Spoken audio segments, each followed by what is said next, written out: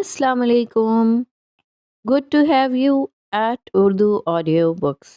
हाजिर खिदमत है नूर राजपूत का नावल अनकबूत, एपिसोड 81। जोसेफ पैलेस, माजी की राख। शाम के धुंधले साए जोसेफ पैलेस की बुलंद दीवारों पर रेंग रहे थे। चिमनी के सामने एक भारी कुर्सी पर मिस्टर जोसेफ बैठे थे। आंखों पर उम्र की लकीर, मगर चेहरे पर वही सर्दपन जो उनकी पहचान था।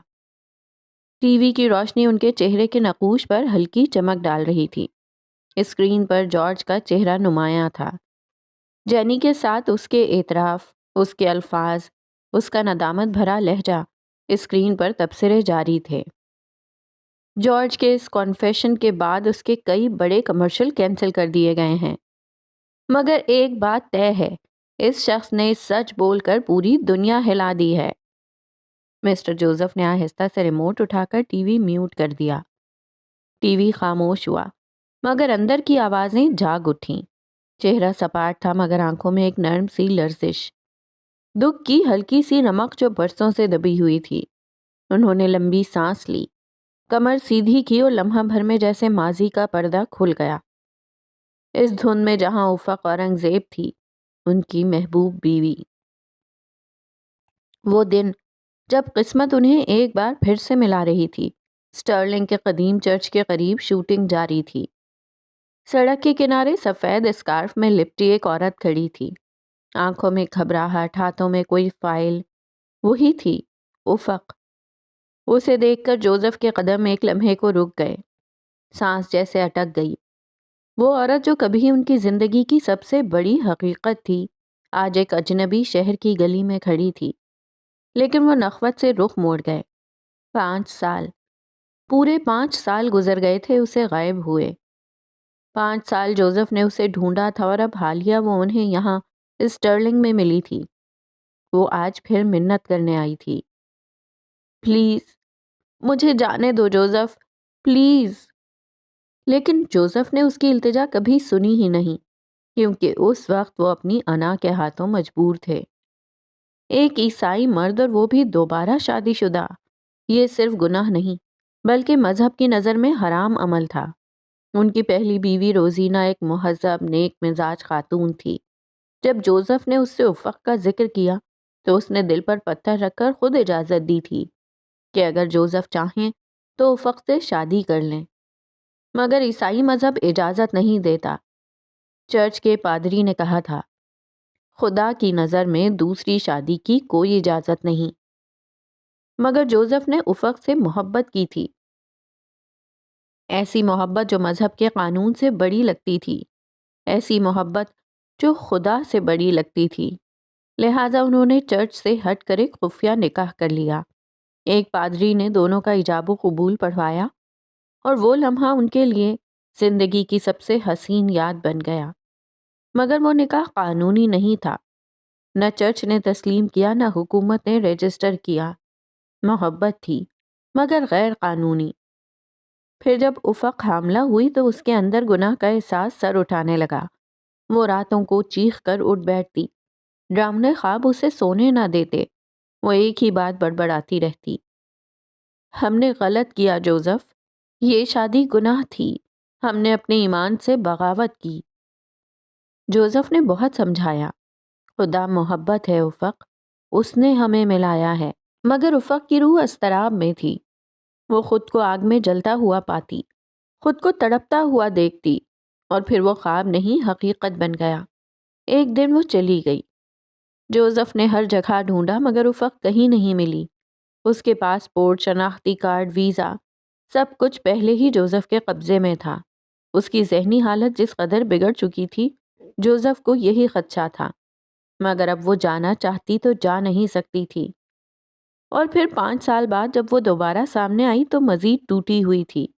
वो पाकिस्तान वापस जाना चाहती थी, सिर्फ अपने बेटे को लेकर।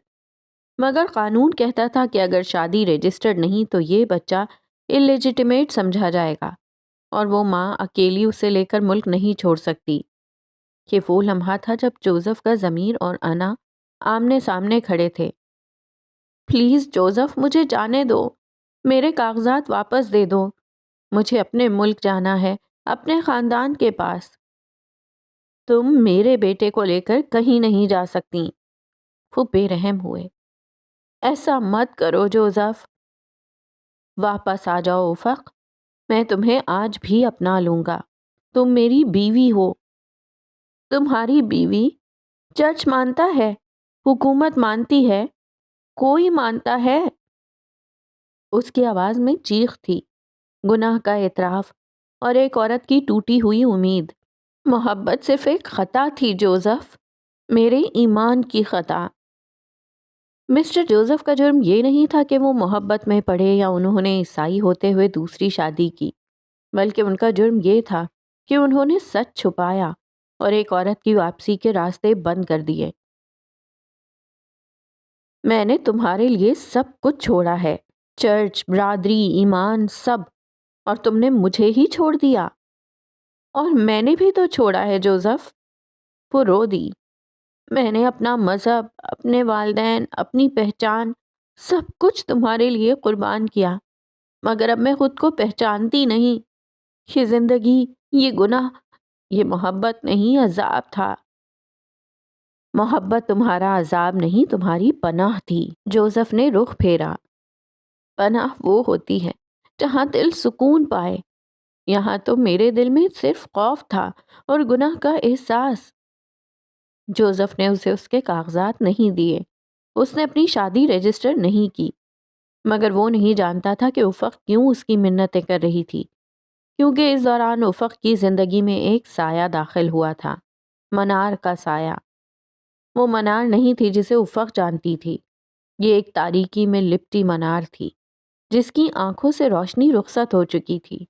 وہ گزرے سالوں میں تاریک دنیا میں اپنی جگہ بنا چکی تھی اور پہلا بدلہ لینے اس کے پاس آئی تھی، کیونکہ اسی کی وجہ سے وہ آج اس حال میں تھی۔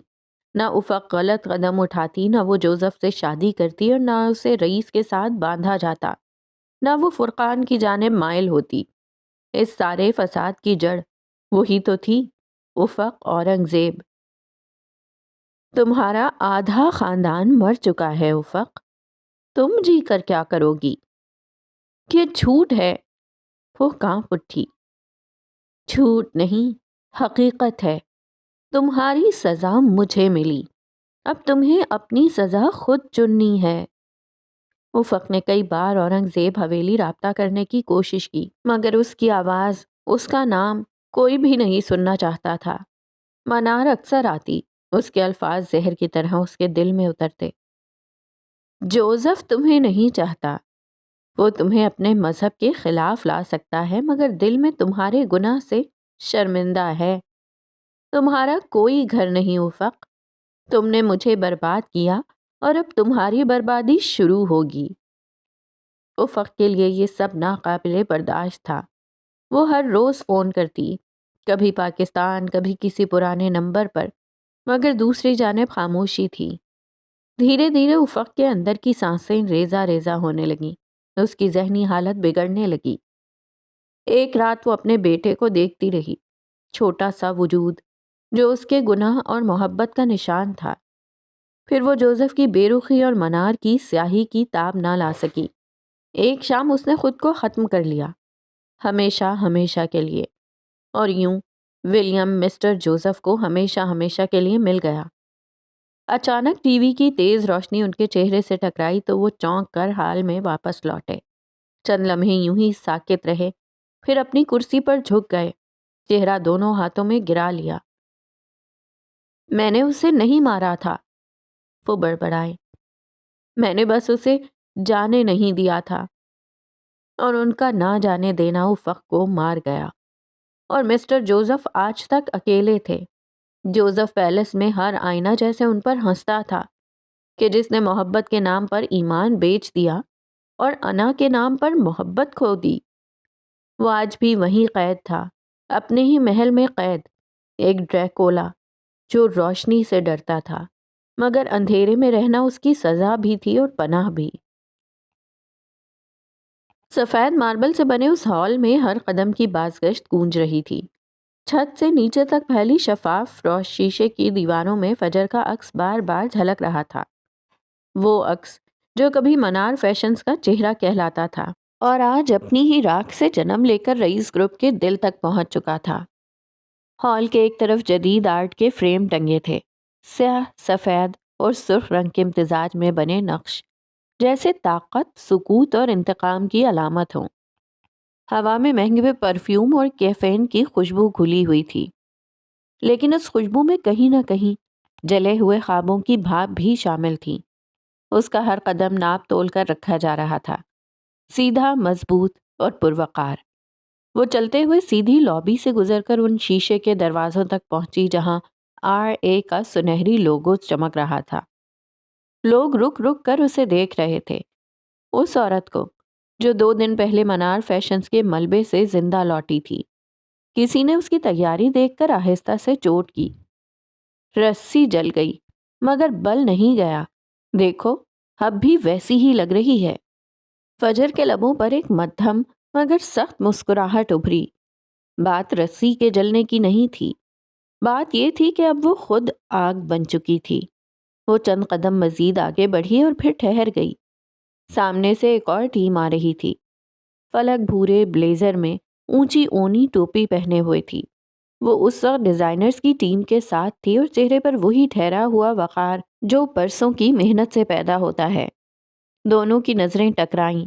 وقت ایک لمحے کو تھم گیا، ہوا کی رفتار کم پڑ گئی اور سفید روشنی میں جیسے دونوں کے چہرے ایک دوسرے میں تحلیل ہونے لگے۔ فجر وہیں کھڑی تھی، فلک کے قدم بھی آہستہ پڑ گئے۔ پھر اس نے اپنے ساتھ چلتے ڈیزائنرز کی طرف دیکھا اور ایکسکیوز کرتی سیدھی فجر کی طرف بڑھی۔ چند لمحوں بعد وہ دونوں آمنے سامنے تھیں۔ خیریت، تم یہاں؟ فلک کی آواز نرم تھی مگر اس میں حیرت چھپی نہ تھی۔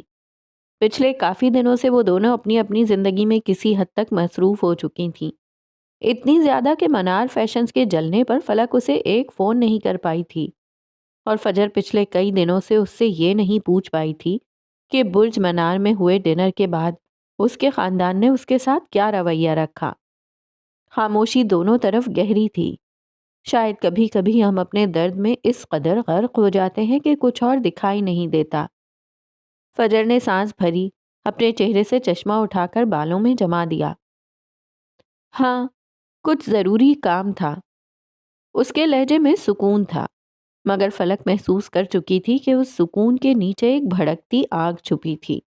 چند لمحے خاموشی میں گزرے، پھر وہ دونوں شیشے کی دیوار سے ہوتے ہوئے اس کشادہ بیلکنی میں آ کر کھڑی ہو گئیں جہاں سے پورا لاہور ایک نقشے کی طرح دکھائی دے رہا تھا۔ دور تک پھیلی سڑکیں، عمارتوں کی چھتوں پر لگی اینٹیناز اور رئیس گروپ کی سرسبز چھت، ایک سلطنت جو طاقت کے سنگے بنیاد پر کھڑی تھی۔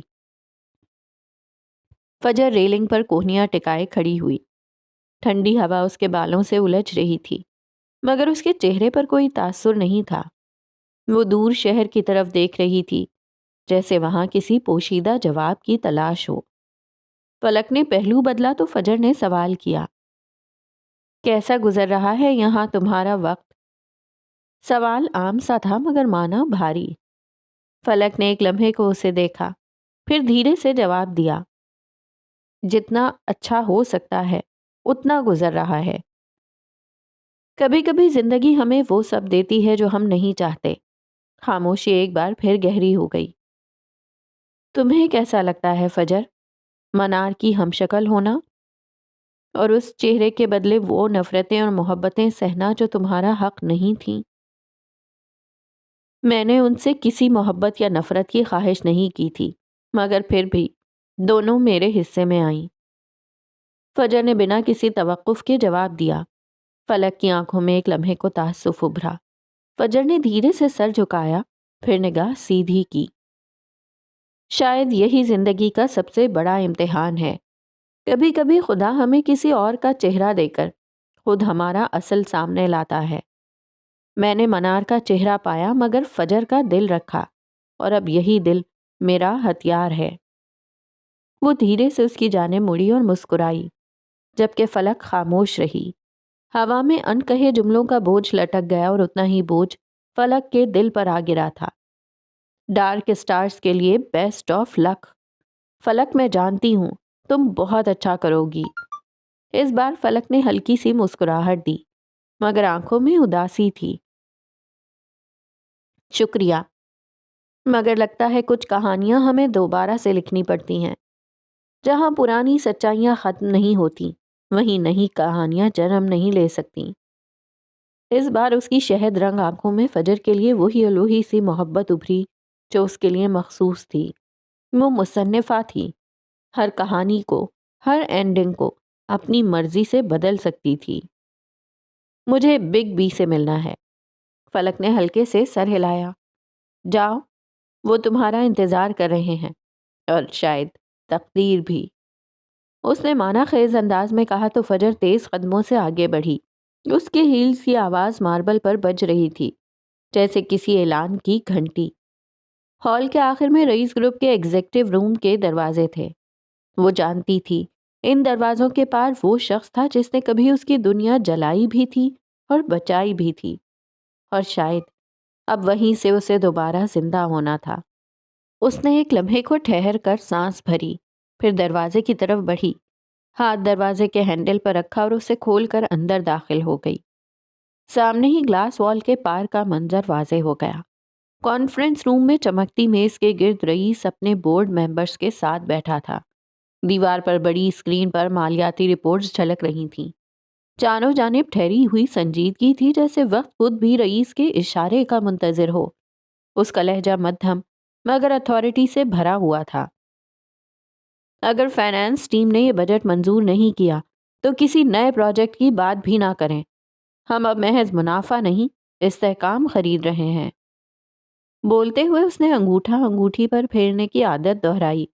یہ وہی انگوٹھی تھی جو برسوں سے اس کی ذات کا حصہ تھی۔ کمرے کے باہر کلاس وال کے پار ایک ہلکی سی حرکت ابھری۔ رئیس کے ہاتھ تھم گئے، نگاہ غیر ارادی طور پر دروازے کے باہر جا ٹھہری۔ وہ وہاں کھڑی تھی اپنے ازلی حلیے میں۔ رئیس پل بھر کو خاموش ہوا، پھر اپنی کرسی کی پشت سے ٹیک کر دھیرے سے بولا، میٹنگ ختم۔ سب نے چونک کر اسے دیکھا مگر کسی نے بھی کچھ کہنے کی ہمت نہیں کی۔ کاغذ، فائلیں، لیپ ٹاپس سب سمیٹے گئے۔ کرسیوں کی ہلکی آوازیں گونجی اور چند لمحوں بعد کمرہ خالی تھا۔ رئیس نے گہری سانس لی، آنکھیں چندھیا کر دوبارہ شیشے کے پار دیکھا۔ فجر اب اندر آ رہی تھی۔ وہ دروازہ کھول کر اندر داخل ہوئی، چند لمحے رئیس کو دیکھتی رہی، پھر بیگ میز پر رکھا اور سینے پر بازو باندھے کھڑی ہو گئی۔ کمرے میں ایک لمحے کو ہوا کا شور جیسے رک گیا۔ آپ تو بزدل نکلے۔ اس کے چہرے میں ٹھہراؤ تھا مگر زہر بھی۔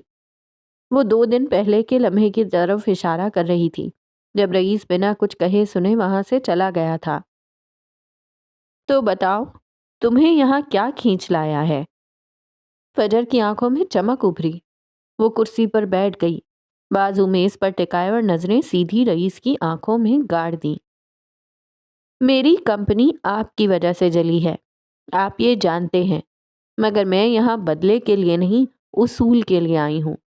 منار فیشنز میں آپ کے شیئرز ہیں اور اب اس کی بربادی کی بھرپائی میں بھی آپ کا حصہ بنتا ہے۔ اس کے الفاظ سیدھے میز پر رکھے دھات کے قلم کی طرح چمک رہے تھے۔ رئیس نے کچھ نہیں کہا، بس دونوں ہاتھوں کی انگلیاں آپس میں جوڑ کر ٹھوڑی کے نیچے ٹکائیں اور گہری نظروں سے اسے دیکھتا رہا۔ اس وقت وہ اس کا بگ بھی نہیں تھا، وہ بزنس وومن بن کر آئی تھی۔ چند ثانیے بعد رئیس نے میز کی دراز کھولی، ایک بھاری سی فائل نکالی اور آہستہ سے اس کی جانب کھسکائی۔ یہ کیا ہے؟ وہ فوراً بولی۔ دیکھ لو۔ فجر نے الجھن سے فائل دیکھی، پھر اسے کھولا۔ کاغذات صاف اور تازہ تھے اور ان پر لکھا تھا کہ اس نے واپس سارے شیئر صفدر کے نام کر دیے تھے، بلکہ صفدر نے خرید لیے تھے۔ فجر کی پلکیں لرزیں، صفحات پلٹے، دستخط، سیل اور اسٹیمپس سب درست۔ 2 دن پہلے شیئرز میرے پاس تھے تو اس کی بھرپائی بھی میری ذمہ داری ہے۔ میری فائنانس ٹیم جلد تم سے رابطہ کر لے گی۔ یہ سنتے ہی فجر نے فائل زور سے بند کی۔ کیا یہ کوئی مذاق چل رہا ہے؟ وہ لوگ کیا شیئرز کھیل رہے تھے؟ رئیس کے ہونٹوں پر مدھم مسکراہٹ آئی جو چاقو کی دھار سے زیادہ تیز تھی۔ سلطنتیں مذاق نہیں ہوتی محترمہ فجر معراج۔ فجر کے چہرے پر سختی ابھری۔ اس سے پہلے کہ وہ کچھ کہتی، دروازے پر دستک ہوئی۔ رئیس نے نظریں دروازے پر ڈالیں۔ آؤ صفدر۔ دروازہ کھلا اور اندر صفدر داخل ہوا، شرمندہ، جھجکتا، مگر آنکھوں میں ادھورا یقین۔ فجر کے ہاتھ خود بخود مٹھی میں بند ہو گئے۔ اسے صفدر پر شدید غصہ تھا۔ اس کے آتے ہی رئیس اپنی جگہ سے اٹھ کھڑا ہوا، ایک لمحے کو دونوں کے چہروں کو دیکھا اور پھر دھیرے سے گویا ہوا۔ میں چاہتا ہوں تم دونوں اپنے معاملات درست کر لو، یہ نہ ہو کہ اپنی لڑائی میں تم دونوں اپنی کمپنی کھو دو۔ اس کے لہجے میں وہی سرد ٹھہراؤ تھا جو صرف طاقتور انسانوں کے پاس ہوتا ہے۔ وہ مزید کچھ کہے بنا دروازے کی طرف بڑھا اور تبھی عقب سے آواز ابھری، اور جو آپ دونوں نے مجھے دھوکہ دیا اس کا کیا؟ وہ جلتی ہوئی آنکھوں سے انہیں دیکھ رہی تھی۔ رئیس کے قدم رک گئے۔ اس نے پلٹ کر دیکھا، چہرے پر کوئی تاثر نہیں، بس خاموشی جو فیصلہ سنا دیتی ہے۔ اس کی خاموشی پر فجر نے مطالبہ رکھا، آپ کو نہیں لگتا آپ کو مجھ سے معافی مانگنی چاہیے مسٹر رئیس اورنگزیب؟ رئیس نے چند لمحے اسے دیکھا اور پھر سکون سے جواب دیا، نہیں، مجھے ایسا نہیں لگتا۔ دروازہ کھلا، ہلکی سی ہوا اندر آئی اور رئیس باہر نکل گیا۔ کمرے میں اب صرف فجر، صفدر اور ایک نامکمل خاموشی رہ گئے۔ فجر نے فائل دور کھسکائی، دانت بھینچے اور نگاہ دروازے پر جما دی جہاں سے وہ گیا تھا۔ رئیس اورنگزیب، وہ معافی مانگ ہی نہ لے۔ دروازہ جیسے ہی رئیس کے جانے کے بعد بند ہوا، کمرے کی فضا میں ایک خاموش تھرتھراہٹ باقی رہ گئی۔ گلاس وال کے پار شام ڈھل رہی تھی اور فجر کے چہرے پر پڑنے والی روشنی آدھی سنہری آدھی سرد تھی۔ صفدر وہیں کھڑا تھا، شرمندہ، چپ، اور اس کا چہرہ کسی مجرم کی طرح جھکا ہوا۔ وہ جانتا تھا فجر کے سامنے کھڑا ہونا آسان نہیں، خاص کر غلطی کرنے کے بعد۔ منار فیشنز کو بیچ کر اب تم یہاں ہیرو بننے آئے ہو؟ صفدر نے سانس بھری۔ میں نے کچھ نہیں بیچا فجر، میں نے بچایا ہے، بچایا۔ جانتے ہو تم پر بھروسہ کیا تھا میں نے، تم جانتے ہو منار فیشنز میرا کیا تھا؟ چند پل کی خاموشی چھائی رہی اور پھر صفدر کی آواز گونجی، پہلے سے واضح اور بھاری، تم نے ہمیشہ سب کچھ اکیلے کرنے کی کوشش کی۔ میں تھا تمہارے ساتھ، مگر تم نے کبھی مجھے ساتھی سمجھا ہی نہیں۔ تمہارے نزدیک میں محض ایک ملازم، ایک نمبر تھا۔ ہاں، کیونکہ تم کمپنی سے زیادہ اپنی ذاتی زندگی کو اہمیت دیتے رہے۔ پچھلے کئی مہینوں سے میں نے کیا کچھ جھیلا، تمہیں اندازہ بھی ہے؟ وہ اسے نہیں دیکھ رہی تھی۔ صفدر گہری سانس لے کر اس کے ساتھ والی کرسی کھینچ کر بیٹھ گیا۔ تمہارا ساتھ کب کسی کے حق میں ثابت ہوا صفدر؟ صفدر کے چہرے پر دکھ کی لکیر ابھری۔ تم ہمیشہ میری نیت پر شک کرتی رہی ہو، مگر میں نے کبھی تم سے اپنی وفاداری چھپائی نہیں، میں نے ہمیشہ تمہیں چنا۔ فجر نے ہاتھ میز پر رکھ کر جھک کر کہا، تمہیں معلوم ہے تمہاری سب سے بڑی خامی کیا ہے صفدر؟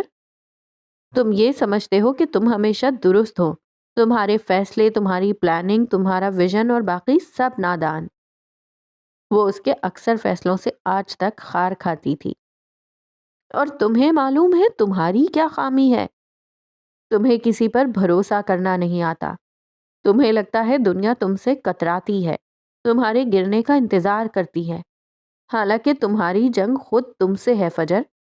کبھی سوچا ہے تمہارے اندر جو غصہ ہے وہ دراصل کس پر ہے؟ پل بھر کو فجر کی پلکیں لرزیں، چند لمحے اس کے چہرے پر ایک خاموش ٹوٹ پھوٹ ابھری اور پھر اس نے رخ موڑ لیا۔ تم نہیں سمجھو گے، جھوٹ کی کوئی صفائی نہیں ہوتی، جھوٹ کا کوئی آپشن نہیں ہوتا، جھوٹ ہماری چوائس ہوتی ہے۔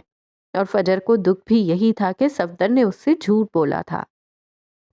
میں سمجھتا ہوں، صفدر نے نرم لہجے میں کہا، 8 سال ہو گئے ہیں ہمیں ساتھ کام کرتے ہوئے، پہلے یونیورسٹی اور پھر بزنس۔ میں نے تمہیں ہر رنگ میں دیکھا ہے، جب تم نے پہلا فیشن شو جیتا، جب تم روتی تھیں، جب منار کے نام پر تم نے سب کچھ دوبارہ کھڑا کیا۔ میں نے تمہارے ساتھ کھڑے ہو کر وہ راتیں گزاری ہیں جب بجٹ ختم تھا اور امید نہیں۔ میں تمہیں کسی فائل کے پارٹنر کے طور پر نہیں بلکہ خواب کے ساتھی کے طور پر دیکھتا ہوں۔ ہم ایک کشتی کے مسافر ہیں فجر، اور منار فیشنز ہمارا ہے۔ لمحہ بھر کو فجر کا دل تھم سا گیا۔ یہ وہ لہجہ تھا جس میں صفدر کبھی نہیں بولا تھا، نہ تکرار نہ حساب، بس ایک خاموش اعتراف۔ منار اسے بھی اتنا ہی عزیز تھا۔ فجر نے کرسی سے ٹک کر گہری سانس لی، آنکھیں بند کی، پھر دھیرے سے بولی، تمہیں پتا ہے صفدر، میں نے اگر کسی کو اپنے بزنس پارٹنر کے طور پر قبول کیا ہے تو وہ صرف تم ہو، مگر تم ایک نمبر کے جھوٹے اور دھوکے باز ہو۔ صفدر کے چہرے پر ایک ہلکی سی مسکراہٹ ابھری۔ بالآخر آج تم نے مان ہی لیا کہ منار فیشنز کو میرا بھی حصہ چاہیے، لیکن میں دھوکے باز نہیں ہوں اور نہ کبھی تھا۔ تم ہو، تبھی تم نے اس دھوکے باز زرقا سے شادی کی۔ اس بات پر وہ بے ساختہ ہنس دیا۔ محبت ایسی ہی ہوتی ہے، معاف کرنے کا ظرف رکھتی ہے۔ میں اس سے محبت کرتا ہوں اور میں نے اسے قبول کیا ہے۔ اسے بہتر کرنے کی کوشش کر سکتا ہوں مگر چھوڑ نہیں سکتا۔ تم اسے بہتر بناؤ گے؟ اس بار فجر نے باقاعدہ رخ موڑ کر اسے دیکھا، آنکھوں میں ناقابل یقین تاثرات ابھرے۔ تم خود ویسے ہی ہو، تم دونوں ایک دوسرے کے لیے بنے ہو، جھوٹے اور دھوکے باز۔ وہ بنا کہے باز آنے والی نہیں تھی۔ ٹھیک ہے، میں نے مان لیا۔ صفدر نے ہتھیار ڈال دیے۔ چلو جنگ دوبارہ شروع کرتے ہیں، مگر اس بار ایک ساتھ۔ منار فیشنز دوبارہ اٹھے گا اور اس بار کوئی اسے گرا نہیں سکے گا۔ ڈیل؟ اس نے ہاتھ آگے بڑھایا مگر فجر نے اس کا ہاتھ نہیں تھاما۔ یاد رکھنا، اگر پھر کبھی تم نے میرے پیچھے کوئی فیصلہ کیا تو میں تمہیں شیئر ہولڈر نہیں، مخالف بنا دوں گی۔ تم ہمیشہ دھمکی کیوں دیتی ہو؟ کیونکہ دھمکیاں یاد رہتی ہیں مسٹر صفدر۔ میری یادداشت کمزور نہیں ہے۔ وہ جھلایا۔ ہاں، تبھی تم روحی کے جانے کا بھی نہیں بتا سکے۔ اس نے خود منع کیا تھا، کہہ رہی تھی میں ایسے جا نہیں پاؤں گی، اس میں میری کوئی غلطی نہیں ہے۔ ہاں، تم کبھی کوئی غلطی کیسے کر سکتے ہو؟ تم نرگسی آدمی ہو۔ کمرے میں پہلی بار مسکراہٹ کی گونج ابھری۔ 8 سال کی تلخیوں کے بعد ایک نیا آغاز، ایک نئی شراکت، اور باہر غروب ہوتے سورج کی روشنی گلاس وال سے گزر کر رئیس گروپ کے لوگوں پر پڑ رہی تھی، جیسے کہہ رہی ہو، راکھ کے بعد روشنی ہمیشہ واپس آتی ہے۔ کمرہ اندرون دفتر کا وہی تھا جسے لوگ خاموشی اور فیصلہ سازی کا جسمانی ثبوت مانتے تھے۔ دیواریں گہرے خاکستری فرش پر بھاری قالین، اور پلک جھپکتے ہی سب کچھ نگل لینے والی سیاہ ہوا۔ روشنی تقریباً نہیں تھی، صرف پروجیکٹر کی مدھم نیلی روشنی ایک بڑی اسکرین پر پڑ رہی تھی۔ باقی کمرہ سائے میں ڈھکا ہوا تھا۔ اس نیلے نور نے ایک سین جیسی فلمی شکل دے رکھی تھی۔ ہر چہرہ، ہر جھکاؤ، ہر سانس اس روشنی کے دائرے میں آ کر گھٹتا جا رہا تھا۔ اسکرین کے سامنے ولی کھڑا تھا، کندھے سیدھے، اس کا پلاسٹر اتر چکا تھا، ہاتھ میں ریموٹ۔ اس کی آواز خام مگر پرے اعتماد تھی۔ اس کے سامنے لپٹے نقشوں پر 2 جگہیں سرِ فہرست جھلک رہی تھیں، منوڑا اور اوماڑا۔ نقشے کے کنارے پر سرخ پن لگا ہوا تھا۔ 3 دن بعد، اس نے کمرے کی خاموشی کو چیرتے ہوئے بیان کیا۔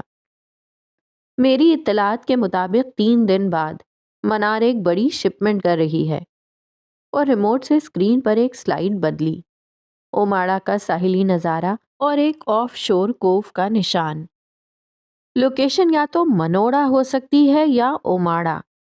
منوڑا مطلب ہے زیادہ رسک، کیونکہ وہاں نیوی کی چھاونی ہے، مرین سیکیورٹی سخت ہے، حرکت کامیاب ہونے کے امکانات کم ہیں، مگر اگر وہ وہاں ٹائمنگ بنا لے تو کامیاب بھی ہو سکتے ہیں۔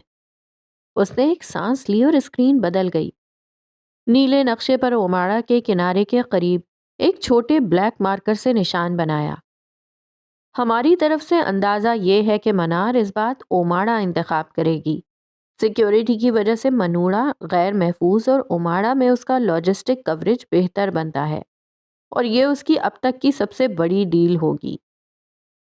کمرے میں بیٹھے افراد حرکت میں آئے۔ صدارتی کرسی میں رئیس کی موجودگی معمول کی طرح خاموش تھی۔ وہ سائے میں نیم بیٹھا، ایک ہاتھ اپنی ٹیبل پر رکھے، دوسرے میں سگار کا ایک موٹا ٹکڑا تھامے ہوئے تھا جو ابھی جلنے کی آغوش میں تھا۔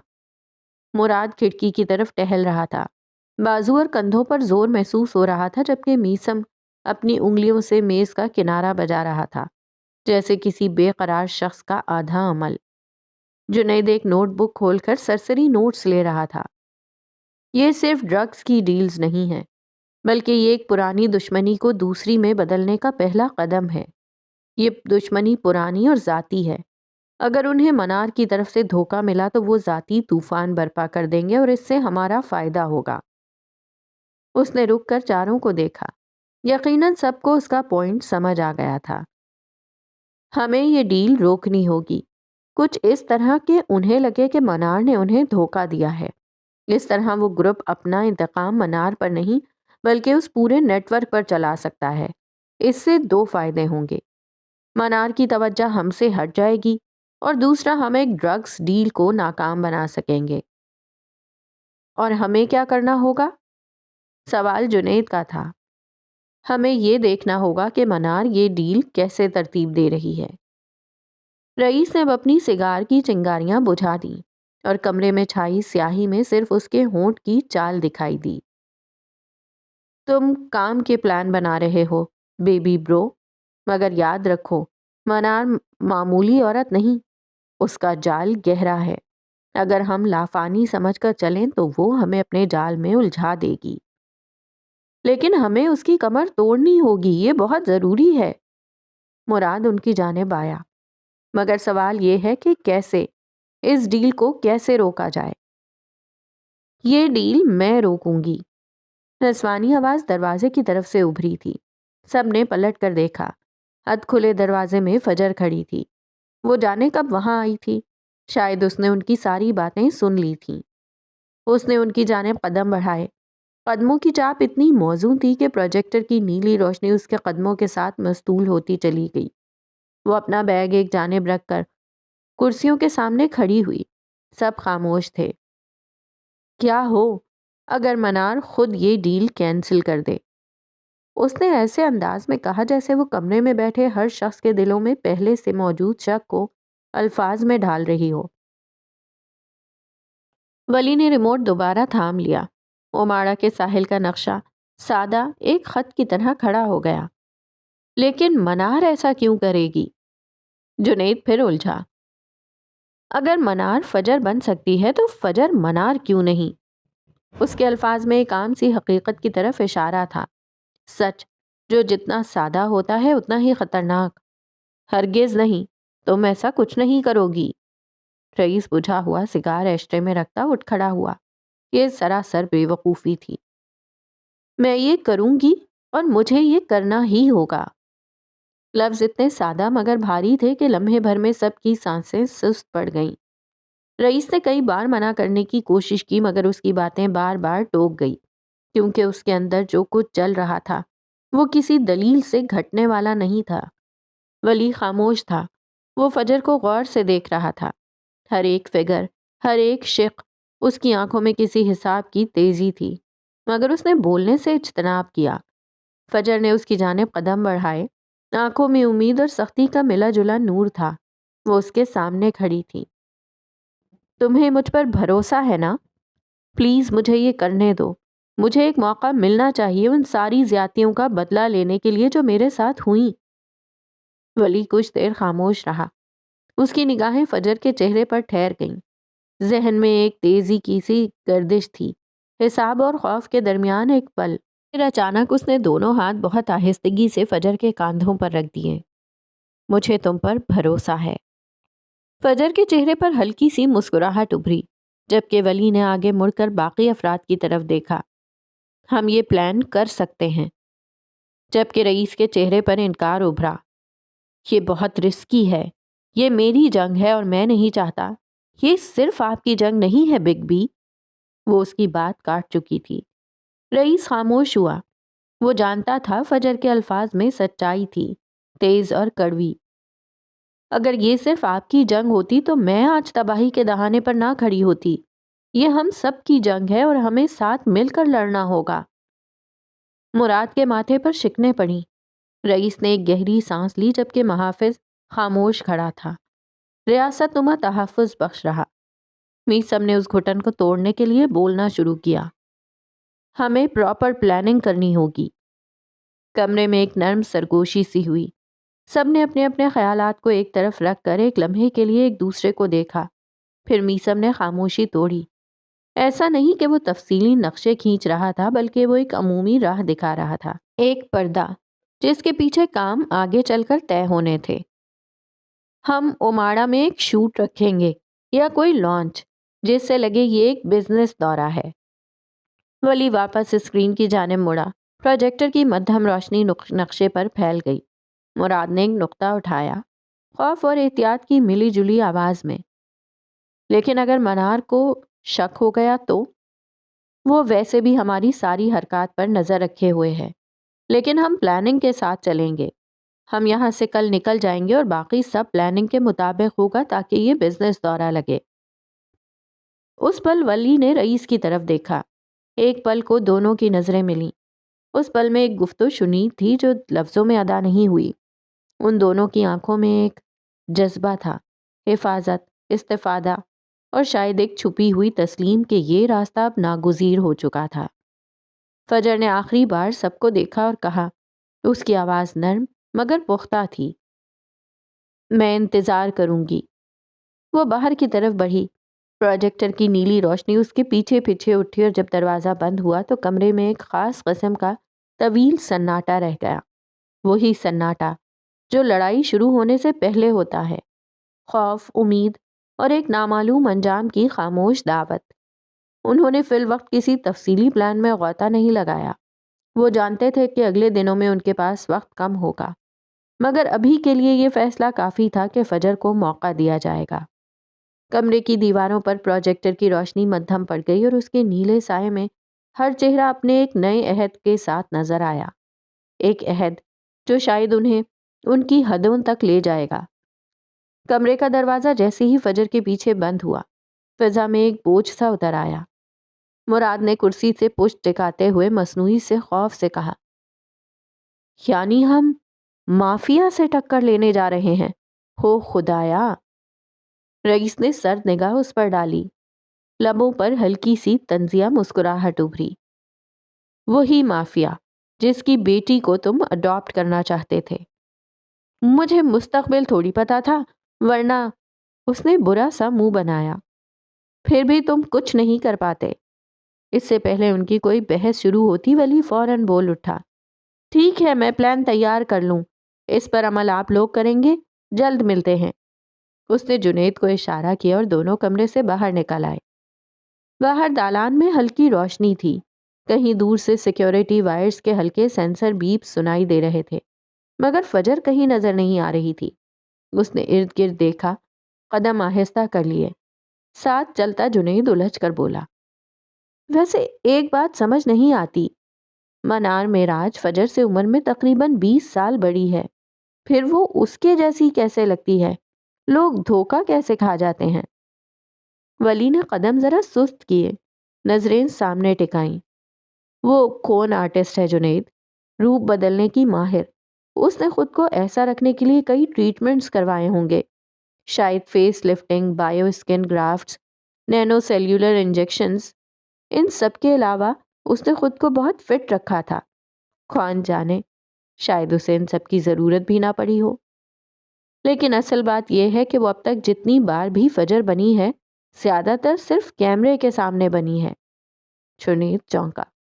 چند سیکنڈز کے ویڈیوز، چند لمحوں کی فوٹیجز، یا جب وہ منار فیشنز میں گھسی تو گارڈ سے آمنا سامنا صرف چند سیکنڈز کا تھا۔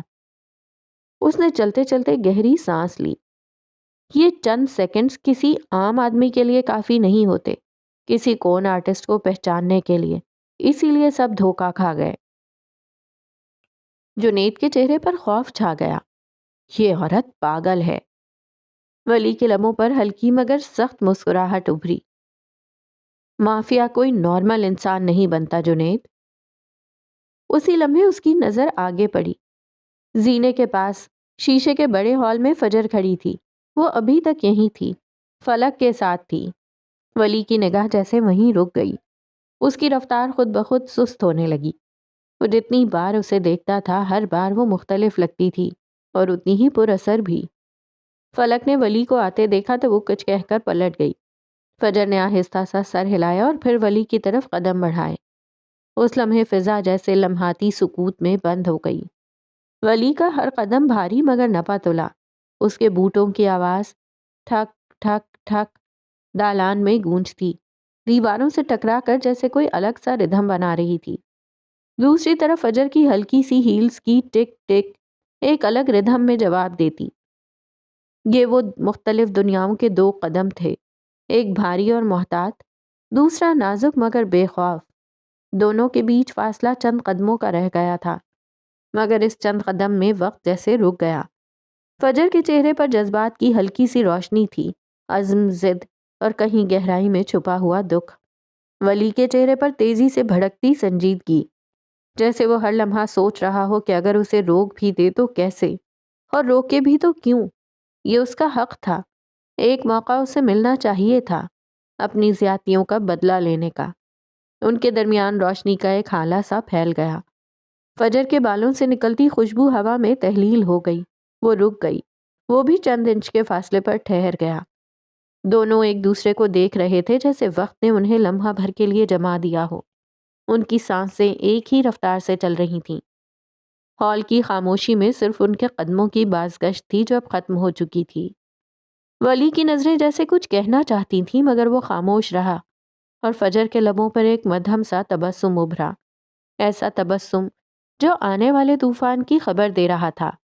وہ دونوں میاں بیوی تھے، ایک دوسرے کے ساتھی، ہم قدم، ہم راز۔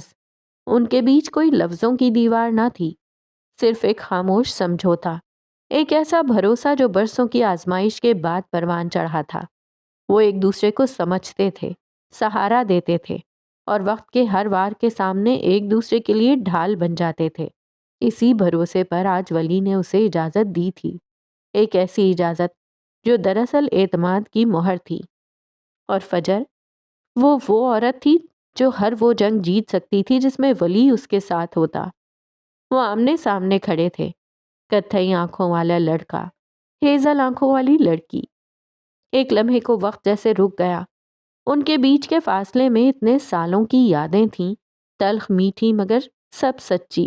بالآخر وہ بولا، بہت اچھی لگ رہی ہو۔ فجر نے چہرہ سیدھا رکھتے ہوئے جواب دیا، میں ہمیشہ ہی اچھی لگتی ہوں۔ وہ ہنسا نہیں، بس آنکھوں میں مسکراہٹ لے آیا، جیسے وہ اس کی عادت جانتا ہو۔ تو بیگم صاحبہ، کیا آپ آج رات فری ہیں؟ پیے آپ کو ڈنر پر لے جانا چاہتا ہے۔ وہ ایک قدم اور آگے آیا، ہاتھ پینٹ کی جیبوں میں ڈال کر استفسار کیا۔ میں وقت کی بہت پابند ہوں، گردن اکڑا کر کہا۔ بندہ وقت پر حاضر ہو جائے گا۔ اس نے سینے پر ہاتھ رکھتے خفیف سا جھک کر اطلاع دی۔ فجر کے لبوں پر ہلکی سی مسکراہٹ آئی مگر وہ ضبط کر گئی۔ جب آپ وقت پر پہنچ جائیں گے تب پوچھیے گا۔ وہ بالوں میں لگا چشمہ آنکھوں پر واپس جماتے پلٹ گئی۔ ولی نے اس کے جانے پر مسکراہٹ دبا لی۔ وہ تیز تیز قدموں سے وہاں سے نکلتی جا رہی تھی۔ راہداری میں جنید فون پر مصروف تھا اور میسم فائلز تھامے ان کی جانب بڑھ رہا تھا۔ اس نے مختصر سا سر خم کیا اور تیز قدموں سے باہر کی جانب بڑھ گیا، وہاں جہاں فجر گئی تھی، پارکنگ ایریا کی جانب۔ باہر ہوا میں شام کی خنکی تھی۔ پارکنگ میں مدھم روشنیوں کے درمیان فجر اپنی سیاہ گاڑی نکال رہی تھی۔ اسی وقت ولی نے اپنی بڑی سیاہ SUV انجن کی گھڑگھڑاہٹ کے ساتھ چلائی۔ وہ گیٹ سے باہر نکلا اور عین سڑک کے بیچ گاڑی روک دی۔ دوسری جانب سے آتی گاڑیوں نے بریک لگائیں اور تبھی فجر کی گاڑی آہستہ آہستہ گیٹ سے باہر نکلی۔ اس نے رخ موڑ کر دیکھا، وہاں وہ نشان زدہ چہرے والا شخص ڈرائیونگ سیٹ پر موجود تھا۔ واضح اشارہ تھا، پہلے آپ بیگم صاحبہ۔ وہ بے اختیار مسکرا دی۔ گاڑی آگے بڑھاتے اس کے برابر سے گزری اور جیسے ہی وہ آگے نکلی، ولی نے اپنی گاڑی کو حرکت دی اور بالکل اس کے پیچھے لے آیا۔ اب سڑک پر دو گاڑیاں رواں تھیں، ایک کے پیچھے دوسری۔ شہر کی روشنیاں، سڑک کے دونوں جانب قطاروں میں کھڑے درخت اور ان کے بیچ مختلف وجود. ایک عورت جو اب صرف ایک فیشن ڈیزائنر نہیں بلکہ ایک جنگجو بن چکی تھی، اور ایک مرد جو اس کا ساتھی، اس کی پناہ، اس کی خاموش طاقت تھا. کچھ فاصلے پر سگنل آیا. فجر نے گاڑی روکی، شیشے سے باہر دیکھا. ولی کی گاڑی بالکل برابر میں تھی. اس کے ساتھ والی سیٹ پر میسم تھا، جبکہ پیچھے جنید بیٹھا تھا. اس نے چہرے پر مسکراہٹ لیے ایک ہاتھ اٹھایا، ہلکا سا، جیسے کہہ رہا ہو گڈ لک. فجر نے صرف سر ہلایا اور سگنل کے سب سوتے ہی آگے بڑھ گئی. چند منٹوں میں دونوں گاڑیاں مختلف سمتوں میں مڑ گئیں. راستے جدا ہوئے مگر احساس ایک سا رہا. یہ وہ جنگ تھی جو دونوں ایک ساتھ لڑ رہے تھے، اور یہ جنگ جلد ختم ہونے والی تھی. جوزف پیلس کی شام عجیب خاموش تھی. موری فیلڈ کی برفیلی فضا کے باوجود محل کے اندر ایک عجیب سا سکوت چھایا تھا، جیسے وقت اپنی سانس روکے کھڑا ہو. باہر برف کے ذرات باغ کے آہنی فوارے پر جم چکے تھے، اور اندر گلاس ونڈو کے سامنے نسا کھڑی تھی. اس نے ایک لمحے کو گہری سانس لی. کھڑکی کے پار برف کے ذروں کے درمیان جھلملاتی روشنیوں کو دیکھا، مگر اس کا دھیان کہیں اور تھا. اس کے ذہن میں اب بھی پال کی باتیں گونج رہی تھیں. مجھے آپ سے شادی کے لیے کیا کرنا ہوگا؟ اس سوال نے نسا کے اندر جیسے ہلچل مچا دی تھی. پال کے ساتھ ہی نینی کے الفاظ گردش کرنے لگتے تھے. اس کی آنکھوں میں وہ چمک ہے جو جھوٹ نہیں بولتی. یہ چمک، یہ سچائی، یہ وہ چیز تھی جو اس کے لیے برسوں سے ان جمی ہوئی دیواروں کے پار کوئی نہیں لایا تھا. مگر اس وقت اس کے دل میں ایک اور احساس بھی جاگا تھا، انجانا سا، جیسے وہ کسی کے مشورے کی طلبگار ہو. اور جانے کیوں اچانک اس کے ذہن میں ایک چہرہ ابھرا، ہیزل آنکھوں والی فجر معراج کا، جس سے اس کا گہرا رشتہ تھا. وہ عورت جو جوزف پیلس کے دائرے سے باہر ہونے کے باوجود نسا کی نظروں میں ہمیشہ خاندان کی عورت رہی. ولیم کی شریک حیات، اس کی بھابی. یہ سچ تھا کہ فجر کی شخصیت ہمیشہ وقار اور سختی کے توازن میں ڈھلی ہوئی تھی، مگر اس کے اندر ایک نرمی بھی تھی جو کم ہی لوگ پہچان پاتے. نسا نے لمحہ بھر سوچا، پھر فون اٹھایا. اس کے ہاتھ ہلکے سے کپکپا رہے تھے. اسکرین پر فجر کا نام جگمگایا، جبکہ دوسری جانب لاہور میں شام ڈھلنے کے بعد کی دھند فضا میں مزید پھیل چکی تھی. ترنم ہاؤس میں موجود وہ ایک بڑے ہال میں لیپ ٹاپ کے سامنے بیٹھی اپنی ٹیم کو ہدایات دے رہی تھی. سامنے اسکرین پر ایک نئی برانڈ کلیکشن کی پریزنٹیشن چل رہی تھی، جس پر وہ تنقیدی نگاہ ڈال رہی تھی. ہدایات دیتے وقت اس کی آواز میں وہی ٹھہراؤ تھا جو ایک لیڈر کی شناخت بنتا ہے. پوری ٹیم کے درمیان اس کا وجود کمانڈ جیسا لگتا تھا، نفیس، پرسکون، مگر پوری طرح کنٹرول میں. وہ فائلز چیک کر رہی تھی جب اس کی ٹیبل پر رکھا فون بج اٹھا. اسکرین پر ایک انجان نمبر تھا. نمبر کے ساتھ ملک کا کوڈ چمک رہا تھا. کال اسکاٹ لینڈ سے آ رہی تھی. اس نے ایک نظر ڈالی اور اس نے مصروفیت میں فون اٹھایا. ہیلو. چشمہ آنکھوں پر سیٹ کرتے اس نے بے دھیانی سے کہا. دوسری جانب سے ایک نرم مگر ہلکا سا لرزتا ہوا لہجہ ابھرا. ہیلو، کیسی ہیں آپ؟ میں نسا جوزف بات کر رہی ہوں. ایک پل کے لیے فضا جیسے منجمد ہو گئی. فجر کے ہاتھ میں پکڑی فائل نیچے میز پر رک گئی. اس کی آنکھوں کے پیچھے ایک لمحے کو خالی پن چھا گیا. نسا جوزف؟ اس کے لبوں پر حیرانی کے ساتھ ایک مدھم سی مسکراہٹ بھی آئی. یہ جوزف پیلس سے پہلی کال تھی. کئی لمحوں تک وہ صرف خاموش رہی، جیسے کسی پرانے باب کے کھلنے کی آہٹ سن رہی ہو. دوسری طرف سے پھر وہی نرم لہجہ ابھرا. مجھے امید ہے آپ کو برا نہیں لگا ہوگا. بس مجھے آپ سے ایک ضروری بات کرنی تھی. کچھ اہم تھا تو سوچا آپ سے ڈسکس کر لوں. آخر آپ میری بھابی ہیں. یہ سن کر فجر کے اندر جیسے کچھ بھرا سا گیا. بھابی، یہ لفظ پہلی بار اس کی سماعت سے ٹکرایا تھا تو دل کی کسی گہری تہ کو چھو گیا. وہ لمحہ بھر کے لیے خاموش ہو گئی. گلاس ونڈو سے باہر دیکھنے لگی. باہر اترتی ہوئی شام کی دھند اسے اچانک خوبصورت لگنے لگی. ابھی کچھ دیر پہلے یہی دھند اس کے لیے اداسی کی علامت تھی، مگر اب جیسے وہ کسی نئے احساس سے لبریز ہو گئی تھی. آپ کیسی ہیں؟ نسا کی آواز میں نرمی تھی وہی سادہ معصومیت جو اس کی عمر سے زیادہ دل کی تھی۔ فجر نے خود پر قابو پاتے ہوئے جواب دیا، میں ٹھیک ہوں، تم سناؤ؟ موری فیلڈ کا موسم اب بھی اتنا ہی سرد ہے جتنا ہمیشہ ہوتا ہے؟ نسا ہولے سے مسکرائی، ہاں، برف آج بھی ضدی ہے اور دل بھی۔ دونوں چند لمحوں کے لیے خاموش رہیں، پھر نسا نے دھیرے سے کہنا شروع کیا، کیا میں آپ سے کچھ پرسنل ڈسکس کر سکتی ہوں؟ فجر کی نظریں اب بھی کھڑکی سے باہر تھیں مگر دل پوری طرح متوجہ۔ ہاں بالکل، کیوں نہیں نسا، تم بلا جھجک بات کر سکتی ہو۔ شکریہ، مجھے اچھا لگتا ہے کہ آپ میرے بھائی کی بیوی ہیں، اس نے اسکاٹش لہجے میں کہا۔ یہ لفظ دوبارہ آیا، بھائی کی بیوی، اور فجر کے ہونٹوں پر خود بخود ایک مسکراہٹ کھل اٹھی۔ اس کے سینے کے اندر جیسے کوئی بند کھڑکی کھل گئی ہو۔ لاہور اور موری فیلڈ کے درمیان ہزاروں میل کا فاصلہ تھا مگر اس لمحے دونوں عورتیں ایک ہی احساس میں جڑی ہوئی تھیں۔ ایک کے گرد ماضی کے برفیلے زخم تھے اور دوسری کے ہاتھوں پر راکھ کے نشان۔ دونوں نے درد کو دیکھا مگر شاید اب وقت تھا کہ وہ ایک دوسرے کو سنبھالیں۔ میں تمہاری بات سننے کے لیے یہاں ہوں نسا، جو کہنا ہے بلا جھجک کہہ دو۔ دوسری طرف خاموشی چھا گئی، مگر وہ خاموشی جو باتوں سے زیادہ بولتی ہے۔ نسا نے ہچکچاتے ہوئے کہا، کیا آپ کے پاس وقت ہے؟ میں چاہتی ہوں آپ کو دیکھ کر بات کروں۔ Video call? ٹھیک ہے، میں تمہارا انتظار کرتی ہوں، اس نے سمجھتے ہوئے جواب دیا، اور جیسے ہی کال ختم ہوئی اس کے چہرے پر ایک الگ سی چمک پھیل گئی۔ لاہور کی دھند میں ترنم ہاؤس کی کھڑکی کے اس پار فجر کو یوں لگا جیسے اس کے ماضی کے بادلوں میں سے کسی نے روشنی کی ایک کرن بھیجی ہو۔ لیپ ٹاپ کی اسکرین نیلی روشنی میں نہا رہی تھی۔ اس نے چپ چاپ فائلز بند کی، انگلیوں سے کنپٹی دبائی اور ایک لمحے کے توقف کے بعد وہ ویڈیو کال کی بیپ سننے لگی۔ چند سیکنڈ بعد اسکرین پر نسا کا چہرہ ابھرا، نرم مسکراہٹ، چیری جیسے سرخ بال جو شانوں پر بکھرے تھے، اور پس منظر میں جوزف پیلس کی سحر انگیز جھلک، قدیم دیواریں، سنہری فانوس اور دیوار گیر کھڑکیاں، جیسے کوئی پرانی سلطنت زندہ ہو۔ نسا نے اپنے نرم گلابی ہونٹوں پر مسکراہٹ سجا رکھی تھی۔ وہ بنکیوں والے ململی فراک میں تھی، کندھوں پر ہلکا سا اسکارف، جیسے اس کی معصومیت کے گرد کوئی ہالہ سا کھنچ گیا ہو۔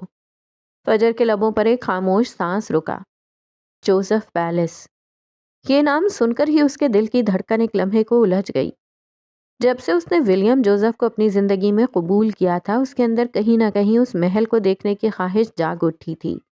وہ دیواریں جن کے سائے میں وہ بڑا ہوا تھا، وہ راہداریاں جن میں شاید اس کی ہنسی کی بازگشت باقی تھی، وہ کمرہ جہاں کبھی وہ خود کو دنیا سے الگ کر لیتا تھا۔ وہ جوزف پیلس کی دیواروں کو اپنے ہاتھوں سے چھو کر محسوس کرنا چاہتی تھی، اور اب جب اس کی اسکرین پر وہ محل حقیقت بن کر موجود تھا تو ایک عجیب سے احساس نے اس کے سینے میں گہری سانس بھری۔ کاش وہ ابھی وہاں ہوتی، نسا کے سامنے، اسے قریب بیٹھ کر دیکھ پاتی، اس کی باتوں کے درمیان اس محل کی ہوا کو محسوس کر پاتی۔ فجر، آپ سن رہی ہیں؟ نسا نے نرمی سے پوچھا، اپنے اسکارف کو سنبھالتے ہوئے۔ ہاں سن رہی ہوں۔ نسا کی مسکراہٹ ایک پل کو مدھم ہوئی، چہرے پر سنجیدگی اتر آئی۔ مجھے پال کے بارے میں ڈسکس کرنا ہے، وہ آہستگی سے بولی جیسے کوئی راز کھولنے جا رہی ہو۔ اور پال کون ہے؟ فجر کے سوال پر اس نے تفصیل سے پال کے بارے میں بتایا۔ ہائی اسکول کے زمانے تک ڈیڈ نے ہی پال کی تعلیم کا خرچہ اٹھایا تھا، وہ دھیرے دھیرے بتا رہی تھی۔ ڈیڈ کو پال پسند نہیں تھا، کیونکہ اس کی وجہ سے ولیم نے پہلی بار ڈیڈ کو انکار کیا تھا، اسے اسکول جانے سے انکار کر دیا تھا۔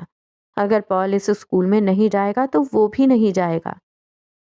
فجر سنجیدگی سے سنتی گئی، یعنی ولیم نے مسٹر جوزف کو بہت ٹف ٹائم دیا تھا۔ اسکول کے بعد پال کہاں گیا کسی کو کچھ پتا نہیں تھا، اور اب سالوں بعد وہ ایک پولیس آفیسر کی صورت میں سامنے آیا ہے۔ ہیزل آنکھوں کے رنگ میں اب ایک ٹھہراؤ سا اتر آیا تھا، جیسے وہ کسی اجنبی مگر اہم کہانی میں کھو گئی ہو۔ نسا نے ایک ہلکی سی سانس لی۔ وہ مجھے عزت دیتا ہے، میری حیثیت سے نہیں، ولیم کی بہن یا جوزف کی بیٹی کی حیثیت سے نہیں، بلکہ ایک عورت، ایک انسان کی حیثیت سے۔ نسا کے لبوں پر خفیف کپکپاہٹ تھی۔ اور اب وہ مجھ سے شادی کرنا چاہتا ہے؟ یہ کہتے ہوئے اس نے نظریں چرا لیں، جیسے کسی چمکدار حقیقت سے آنکھیں جھپک رہی ہو۔ اسکرین کی دوسری جانب فجر بالکل خاموش بیٹھی تھی۔ اس کے چہرے پر کوئی مسکراہٹ نہیں تھی، بس ایک گہری سنجیدگی، جیسے کسی پیچیدہ شطرنج کے کھیل میں ایک نیا مہرہ رکھ دیا گیا ہو۔ تو کیا ولی جانتا ہے؟ اس نے آہستہ سے پوچھا۔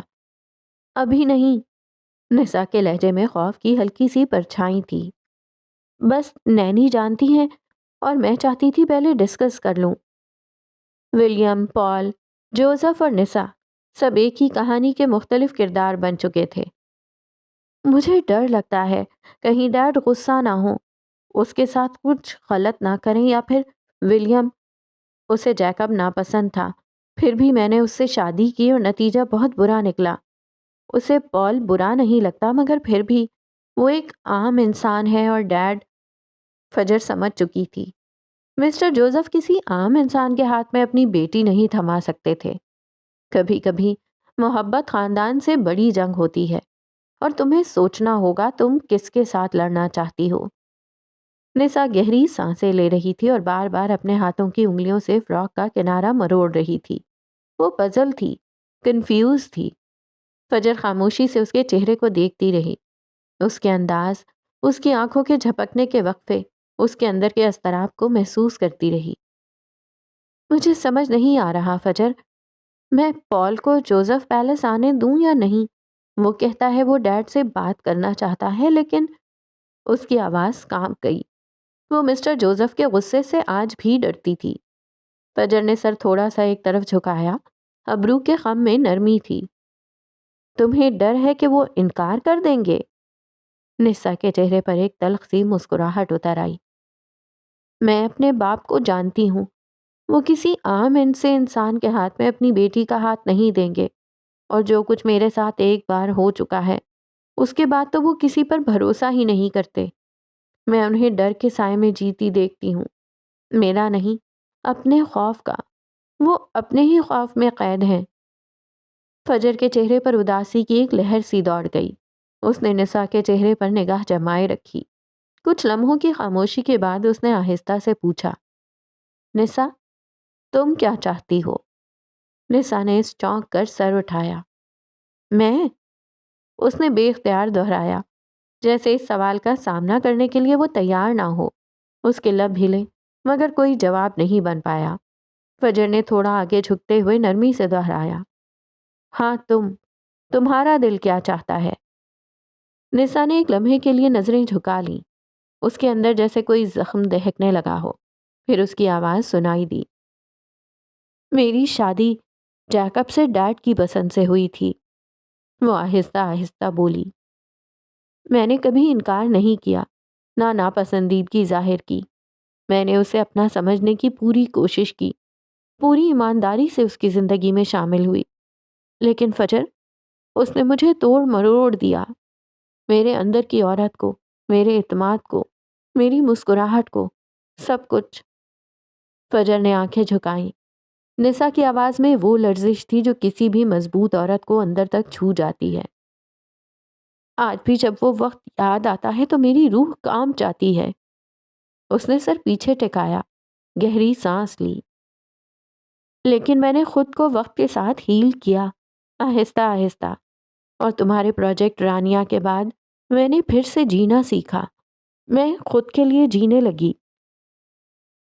فجر کے لبوں پر ایک خاموش مسکراہٹ اتر آئی۔ اور اب؟ اس نے نرم لہجے میں پوچھا۔ اب؟ نسا کے لبوں سے ہلکی سانس نکلی۔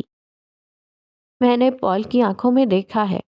میں خود پر یقین نہیں کرنا چاہتی، نہ اس پر، مگر اس کی آنکھیں، وہ چیخ چیخ کر کہتی ہیں کہ مجھ پر بھروسہ کرو۔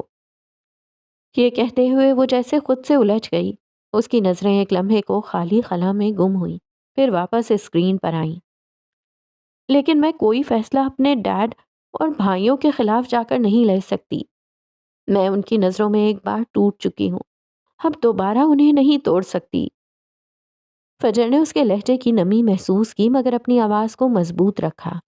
نسا، اگر وہ لڑکا اچھا ہے تو یقیناً انکل جارج اور ولی بھی اسے پسند کریں گے، لیکن سب سے اہم تمہارا دل ہے۔ خود کے ساتھ کسی قسم کی زبردستی مت کرنا، وقت دو، خود کو سنبھالو۔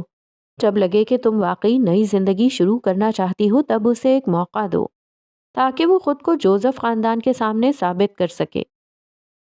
نسا نے اس کی بات پوری توجہ سے سنی اور ایک لمحے کے لیے مسکرا دی۔ تم جانتی ہو فجر، تم ہمیشہ بات کو اتنی آسانی سے سمجھا دیتی ہو کہ جیسے کوئی راستہ بن جاتا ہے۔ اس نے کئی فیشن شوز میں فجر کو بولتے سنا تھا، لیکن مجھے ڈر لگتا ہے کہیں وہ غصے میں پال کو کچھ نقصان نہ پہنچا دیں۔ وہ کسی عام سے انسان سے رشتے کا تصور بھی نہیں کر سکتے، اور اگر انکار کے بعد پال اپنی ضد پر قائم رہا تو… فجر نے لبوں پر خفیف مسکراہٹ رکھی۔ گھبراؤ مت، وہ کوئی عام انسان نہیں ہے نسا۔ تم نے ہی بتایا ہے کہ وہ ایک پولیس آفیسر ہے، خوددار، سمجھدار اور مضبوط۔ اگر تمہیں لگتا ہے کہ وہ تمہاری عزت کرے گا، تمہیں سنبھالے گا، تو میرا مشورہ ہے تم اسے ایک موقع ضرور دو۔ شاید وہ وہی شخص ہو جس کے ذریعے تمہارا یقین دوبارہ زندہ ہو سکے۔ یہ سنتے ہی نسا کی آنکھوں میں نمی جھلملا گئی۔ وہ دھیما سا مسکرائی جیسے وہ خود کو تسلی دے رہی ہو۔ شاید تم ٹھیک کہہ رہی ہو، شاید مجھے واقعی اسے ایک موقع دینا چاہیے۔ واقعی جو ہوگا وہ خدا جانے۔ فجر نے ہلکے سے سر ہلایا۔ بس دل صاف رکھنا نسا، باقی سب وقت پر چھوڑ دو۔ کبھی کبھی جو ہم سے چھن جاتا ہے وہ لوٹ کر نہیں آتا، لیکن جو ہمارا ہوتا ہے وہ راستہ بنا ہی لیتا ہے۔ نسا نے سر ہلایا، اس کے چہرے پر اطمینان سا اتر آیا۔ شکریہ فجر، تم نے مجھے سمجھا، مجھے بہت اچھا لگا۔ فجر بس مسکرا کر رہ گئی۔ جوزف خاندان ایک ایسا خاندان تھا جو رازوں سے بھرا ہوا تھا۔ ولیم کی زندگی کے بہت سے پہلو دھیرے دھیرے اس پر آشکار ہو رہے تھے، اور ایسا لگتا تھا جیسے وہ ہر بار ایک نئے ولیم جوزف سے متعارف ہو رہی ہو۔ دونوں کے درمیان خاموشی چھا گئی، مگر وہ خاموشی پرسکون تھی، جیسے دو عورتیں، دو کہانیاں، دو زخم ایک دوسرے کو مرہم دے رہے ہوں۔ اسکرین مدھم ہوئی، نسا نے کال بند کی اور فجر نے چند لمحے خالی جگہ کو دیکھا، پھر آہستہ سے لیپ ٹاپ بند کر دیا۔ آس پاس روشنی مدھم تھی مگر اس کے دل میں ایک سکون سا اتر آیا تھا۔ شاید اس رات نسا نے پہلا قدم رکھا تھا اپنی نئی زندگی کی طرف، اور فجر، وہ جانتی تھی کچھ کہانیاں صرف دعاؤں سے نہیں، حوصلے سے آگے بڑھتی ہیں۔